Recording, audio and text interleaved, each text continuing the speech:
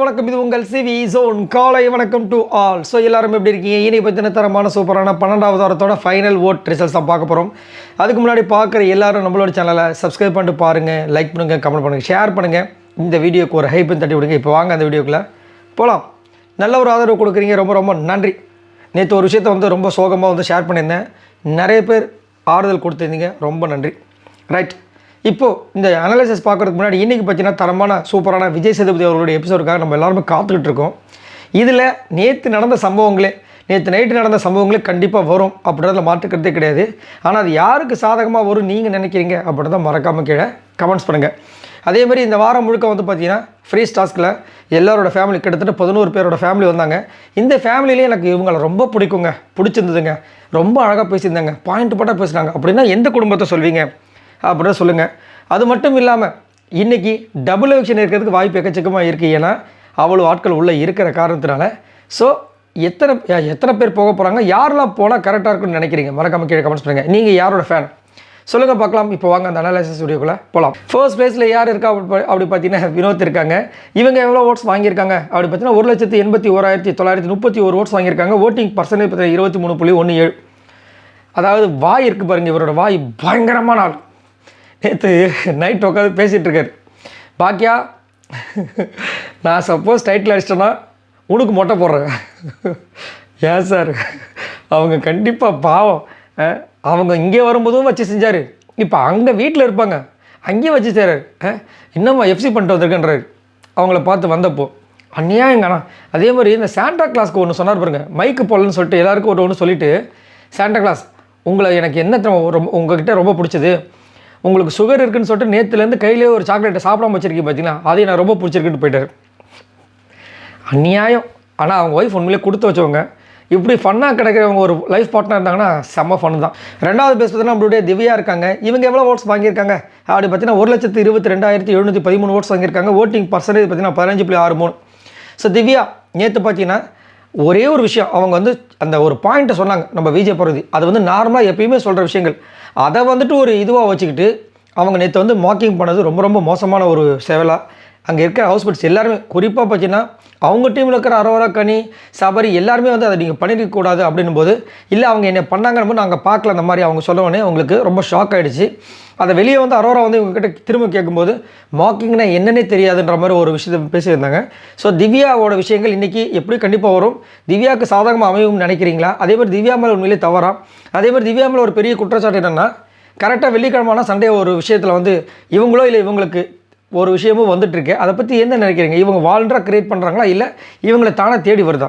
மறக்காமல் கமெண்ட்ஸ் பண்ணுங்கள். மூன்றாவது இடத்துல நம்மளுடைய விஜய் பார்வதி இருக்காங்க. இவங்க எவ்வளோ ஓட்ஸ் வாங்கியிருக்காங்க அப்படி பார்த்தீங்கன்னா 86,895 ஓட்ஸ் வாங்கியிருக்காங்க. ஓட்டிங் பர்சன்டேஜ் பார்த்தீங்கன்னா 11.07. ஸோ விஜய் பார்வதி கண்டிப்பாக ஒரு தரமான ஒரு விஷயத்தை நேற்று கம்பேக் கொடுத்தாங்க. எல்லாருமே கமெண்ட்ஸ் தான் தெருக்கி விட்டாங்க. வா வா பாரோ பாரோ, வாங்க வாங்க வாங்க வாங்க அப்படின்னு சொல்லிட்டு நல்ல ஒரு கம்பேக்கு. அப்படியே எனக்கு அப்படியே பார்க்கும்போது ராஜமாதா டேக் இட் அப்படின்னு காலை தூக்கி அப்படி போனாங்க பாருங்க, அந்த மாதிரி இருந்துச்சு. ஆக்சுவலாக இன்றைக்கி அதே ட்ரெஸ் தான் இன்றைக்கும் போட்டிருக்காங்கன்னு நினைக்கிறேன். இல்லை அது மங்கி கப் போட்டிருந்தாங்கன்னு நினைக்கிறேன். கரெக்டு. அதே மாதிரி நேற்று சரியான சம்பவம் பண்ணாங்க. ஏன்னா அது மட்டும் இல்லாமல் இவங்களை நேற்று திவ்யா மார்க்கிங் பண்ணியிருக்காங்க. அவங்க குள்ளமாக இருக்கிறாங்கன்ற விஷயத்தை பாடி ஷேவிங் பண்ணியிருக்காங்க. எட்டி பார்க்காதீங்க உள்ளே விழுந்துருவீங்கன்னு சொல்லிட்டு அதுக்கும் ஒரு மாதிரி பண்ணாங்க. பயப்படுறீங்களா கேட்டாங்க. நிறைய விஷயங்கள் நேற்று எக்கச்சக்கமாக பண்ணிட்டாங்க.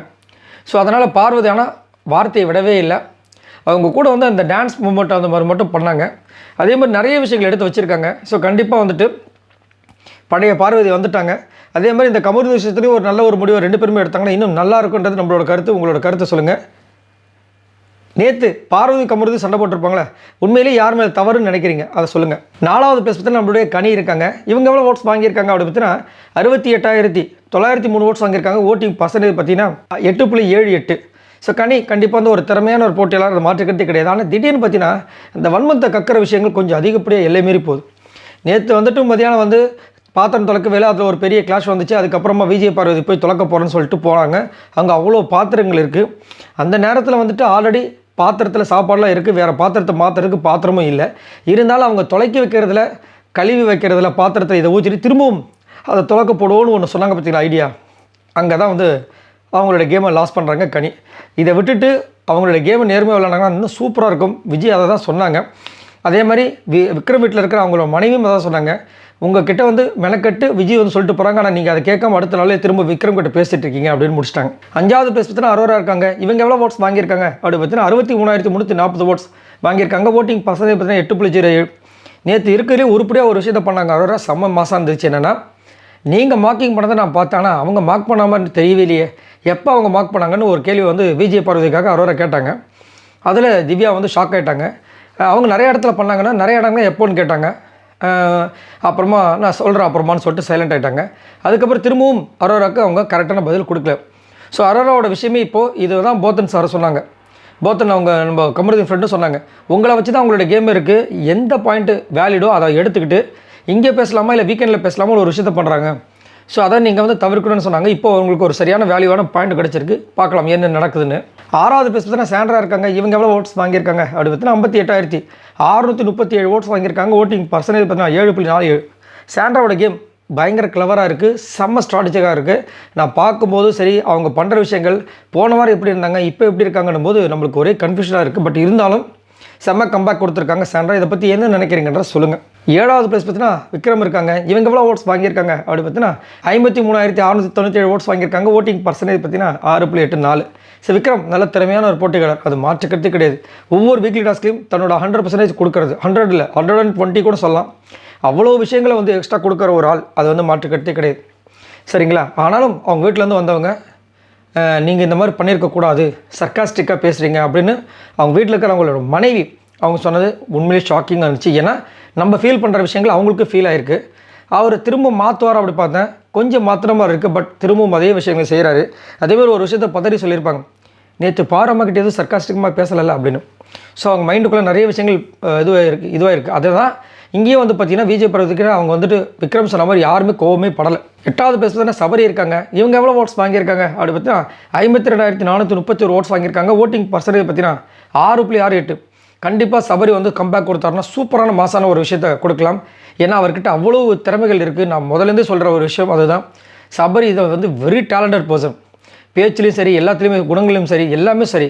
ஆனால் இந்த கேமில் தான் அவர்கிட்ட அது ஒரு ஸ்டார்டிங் ட்ரபிளாகவே இருக்குது. இதை பற்றி என்ன நினைக்கிறீங்கன்றத சொல்லுங்கள். 9வது பிளேஸ் பார்த்தீங்கன்னா அமித் இருக்காங்க. இவங்க எவ்வளோ ஓட்ஸ் வாங்கியிருக்காங்க அப்படி பார்த்தா 51,018 ஓட்ஸ் வாங்கியிருக்காங்க. ஓட்டிங் பர்சன்டேஜ் பார்த்தீங்கன்னா 6.5.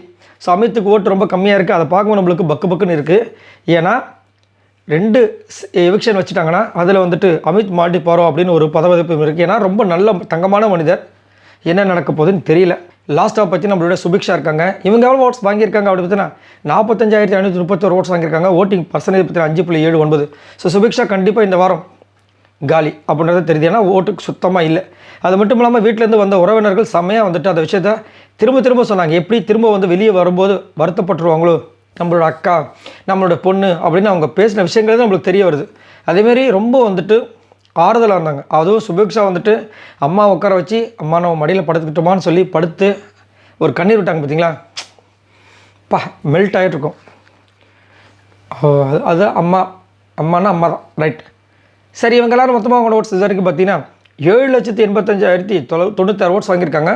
ஸோ நீங்கள் உங்களோட கருத்தில் சொல்லுங்கள், இன்றைக்கி யார் வெளியேறுவாங்கன்னு நினைக்கிறீங்க? மறக்காம கமெண்ட் சொல்லுங்கள். பாய் நண்பர்களே.